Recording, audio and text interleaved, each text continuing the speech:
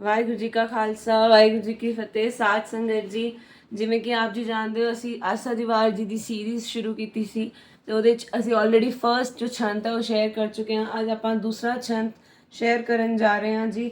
ਆਓ ਅਸੀਂ ਸ਼ੁਰੂ ਕਰੀਏ ਜੀ।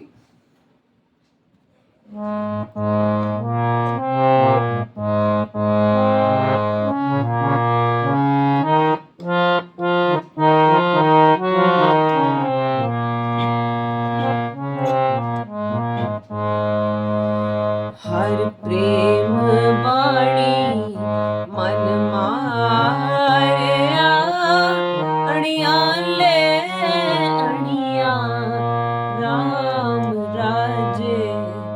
बिल्कुल स्लो करके देखियो जी। हर प्रेम बाणी मन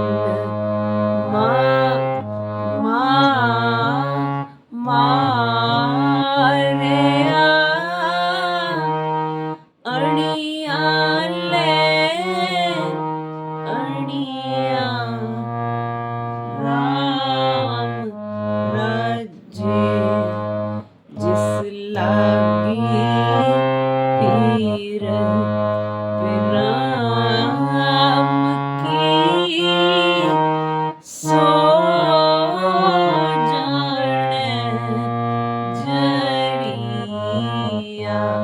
ठीक है, ਹੁਣ ਅਸੀਂ ਨਾਰਮਲ ਸਪੀਡ ਤੇ ਨੂੰ ਗਾਇਨ ਕਰਾਂਗੇ। ਜੀਵਨ ਮੁਕਤ ਸੁਆਖੀਏ, ਮਰ ਜੀਵੇ ਮਰੀਆ। ਜਨ ਨਾਨਕ ਸਤਿਗੁਰ ਮੇਲ ਹਰ ਜਗਤ ਤਰੀਆ। श्लोक महला पहला। सच्चे तेरे खंड सच्चे ब्रह्मांड। बिल्कुल सिंपल ट्यूनिंग है जी। सच्चे तेरे खंड सच्चे ब्रह्मांड, सच्चे तेरे लोक सच्चे आकार, सच्चे तेरे करने सर्व विचार। सच्चा तेरा अमर सच्चा निवाण। फिर हाई करांगे। सच्चा तेरा हुक्म सच्चा फरमान, सच्चा तेरा हुक्म सच्चा फरमान, सच्चा तेरा कर्म सच्चा निशान। फिर तो वापस नीवी ट्यूनिंग। सच्चे तुझ आखे लख करोड़, सच्चे सब ताण सच्चे सब जोर। सच्ची तेरी सिफत सच्ची सलाह, सच्ची तेरी कुदरत सच्चे पातशाह। नानक सच ते आयन सच, जो मर जम्मे सो कच निकच। फिर वड्डी वड्डियाई वाली।